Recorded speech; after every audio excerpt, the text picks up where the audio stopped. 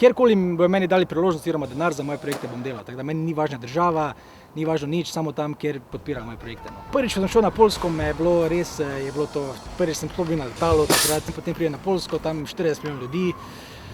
In noro, in potem govorijo jezik, ki ga ne znam, in takoj že čez 2 meseca že kar snemanje, se pravi 100 milijonov ljudi, kar ene situacije na setu, igralci ni da ni. No. In za mene je to bila taka izkušnja, da sem se res mogel ful hitro naučiti in jezika seta, snemanja vsega, no. Ampak je bilo super, ker sem bil res takoj vržen v globoko vodo, sem se mogel naučiti plavati. No. Ta film smo probavali res leta in leta narediti, smo iskali producente okoli 6 let in so vsi govorili, ne, to se ne splača, na Poljske to ne bo noben gledal. Treba je verjeti vase, ker če verjameš vase, to je najpomembna stvar. In ne se omejiti samo na Slovenijo, zato ker priložnosti zunaj in priložnosti zunaj so še večje. V mojem primeru Poljska je bila največja priložnost, ki se mi je kadarkoli zgodila in sem še danes znal tega živim in tudi grem naprej. Tako da verjeti vase, dela trdo in ne se omejevati na Slovenijo.